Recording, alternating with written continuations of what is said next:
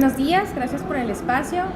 Vamos a platicar aquí, estamos con el maestro Jeremy Harmer y le vamos a hacer algunas preguntas sobre el English Academic Training. Okay? Hello. Hello, good morning, how are you?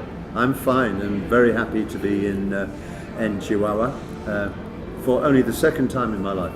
We are very grateful that you're here. The university feels really happy that people like you come here to share their experience with us. Well, I'm so pleased about the university here because in my life I never came to Chihuahua before. Wow. My contact with the university, so it's been a great pleasure to be here and come here.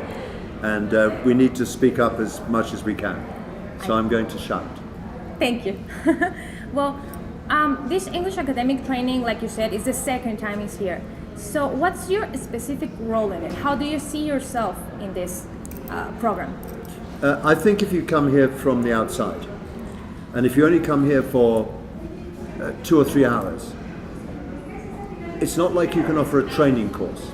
Okay. Now, if I came here for a week or 2 weeks, we could go through a whole program of training and development and things like that. So, but I can't do that because I'm only here for a few hours. Yeah. So it seems to me that the role of someone like me is to come here and, if you like, plant a few little,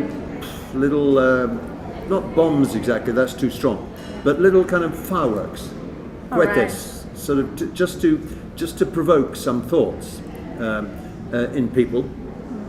Have a little think,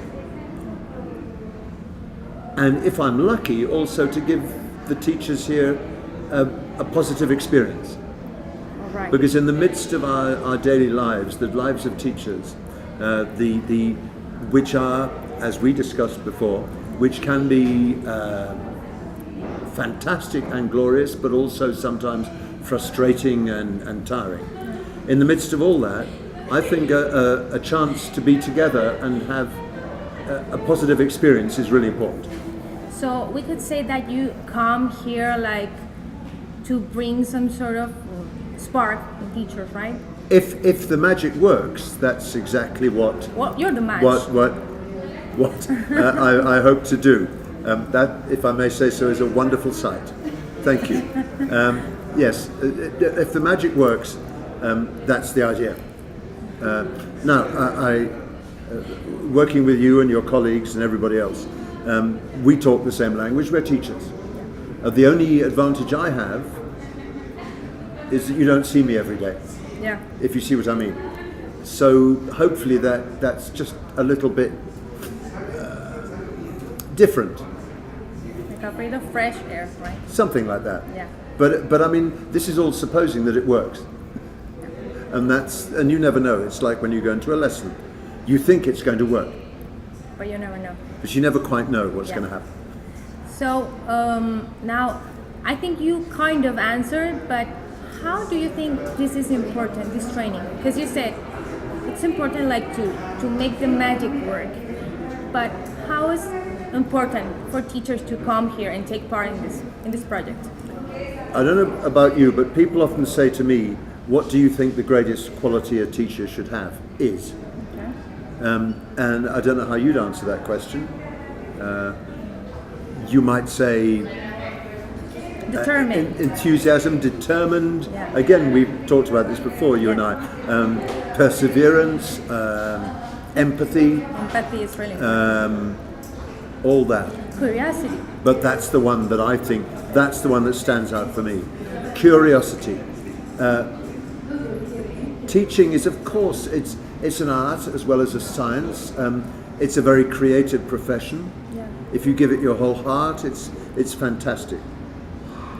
But we can all remember from our past teachers who were no longer curious, who just taught. Yeah. That's okay, but the students know who they are, and they kind of go, yeah. The But bad teacher. Well, I'm not. I don't think I would ever call a teacher bad. Well, No, the bad teacher. oh yeah, Yeah, okay, like, yeah, blah, blah. Yeah, exactly. But teachers who are curious, who are interested in everything around them, interested in new ideas, new developments, but not just in teaching, but also in the world around them. If you have that sort of spark of curiosity, the students can see that and feel it. And my own my own sense is that if you're asking your students to be curious, and I'm very passionate about saying to the students, learning English is something you do, not something I can do for you. Exactly. And that means they have to go and get English and be curious and want it and get excited. Well, if I'm not any of those things, how can I expect them to be those things? Yeah. And anyway, and if you get to my kind of age, which is horrifically old now, without curiosity, you just go to sleep. Yeah. Because I've been around for years, but there's just so much interesting stuff out there, and that really interests me as a concept. So I'm coming about this in a very roundabout way, but the whole point of these events, and it doesn't matter whether it's me speaking or somebody else or whoever else it is, the whole point of these events is just to spark people's curiosity. Yeah. Just a little bit of, What's going on? What can I do better as a teacher? Right? yes, or maybe I hadn't thought of that, or I've thought of that before, but I thought it might not she's work. saying it in a different way, or, Yeah. or something like that. When we're talking about curiosity, I think technology and the advances that we have now, that we are really connected in several different ways through several different kinds of channels. How do you think we use technology now, with having all of these resources, to improve teaching? That's a huge question which we ask ourselves all the time. But the first thing I'd say is just have a look at this. This is your phone. Yeah. And 8 years ago, 10 years ago, what you do with this phone would have been unthinkable. But now you do it. If you want to talk to a group of people, you go here. If you want to pay something with your bank, you go here. If you want to book a cinema ticket, you go here. If you want to check Facebook or Instagram, you go here. Yeah. If you want to phone someone, you go here. If you want to find out which part of where somewhere is in Chihuahua, you go here. If you want to, now, for me, that kind of technology is instantly available for teaching and learning, and in some ways convinces me more than really, really complex technology designed especially for teaching and blah blah blah blah.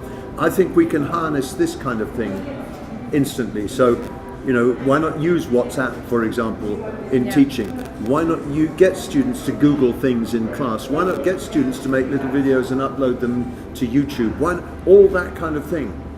But I think what I'm saying is, at the beginning, when technology first came into the world of education, we treated it as if it was something different. Yeah.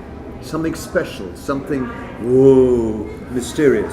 But actually, we use this stuff in our lives so much that I can't see why we shouldn't just use it with students as well. Right? Yeah, just in a natural way. Yeah, because I think that before we used to see the phone as an intruder in classes. Yeah. And then it was like, don't use your phone. But now it's kind of impossible. So it's like, if it's something that it's worth using in your daily life, why not use it to communicate effectively in English or any other language? I couldn't agree more. I'd also say that one of the things that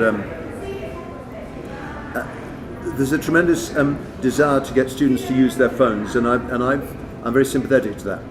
At the same time, the danger of that is that if students are all using their phones individually, you end up with students doing this.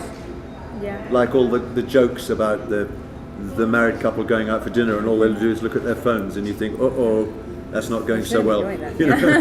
But, in some ways, getting 3 or 4 students around a screen Googling and doing things together as a group is more powerful in some ways in technology for me. By the way, I'm not saying for one second that some of the educational software is not good. Of course it is.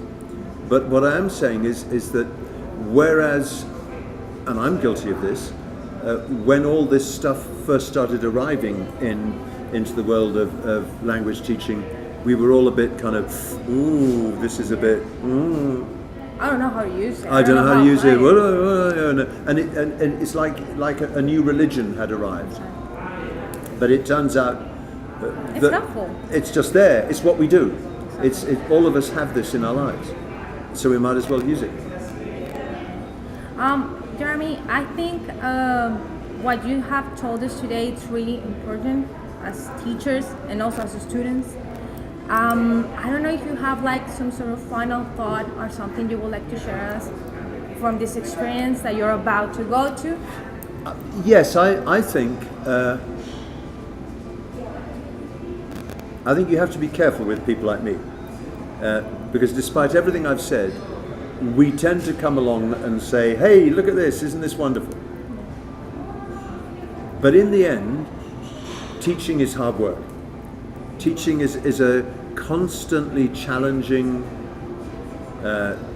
task, and it can be relentless. But when it goes well, the rewards are fantastic. And I think what we need to remember is that the times when it isn't going so well, we've all had that. But that's not all the time. That you never quite know what effect you're having. A story which I may tell later. I met a teacher in New Zealand, of all places, and she was retired. Okay. And she seemed a bit tired, retired and tired, and not enormously happy. And she was supposed to join me and a group of other people for a dinner one evening, but she said, I can't go to this dinner because I can't come to the dinner because I've got another arrangement. Okay. And when I saw her the next day, this teacher, who'd seemed to be a bit like this, was just floating on air. And she looked about 10 years younger. Wow. And I said to her, hi, did you have a good evening? And she said, it was fantastic. Well, she said, I went to a high school reunion of a class, an 18-year anniversary of a high school class, 18 years after their high school graduation. Oh, okay. And the students had invited me. And when I got there, they told me, 5 of them told me I was the best teacher they had in the school. Wow. And that I'd really made a difference. Of course. And she was so happy. She just felt so fantastic. Refreshed. And everything. And that's, I guess, what you have to remember. That I suppose, I mean, we're all human. I suppose what you'd like is at the end of every lesson, you'd like all the class to rise to their feet and give you a standing a round of applause. But that doesn't happen. It's just life, you know. But you just don't know the effect you might have. And when the magic works, It works wonders. it's magic. I think that's a wonderful thing for our audience today, like to let them know that when it works, it does wonders. That teachers always pull through, that their work is something to look up to because they always pull through, no matter the circumstances. So I would like to thank you on behalf of the university. I think that it's really important for us to know that it's important to like be always working in the classroom to have a spark, to spark something on the students, and also that every day is a new opportunity to do something great. And we think the same, I believe. It's a great pleasure to see you again, and now let's go to the next round. Go and work your magic. Thank you, Jeremy. Thank you very much. Bueno. Volvemos con ustedes. Gracias por el espacio y estuvimos con Jeremy Harmer.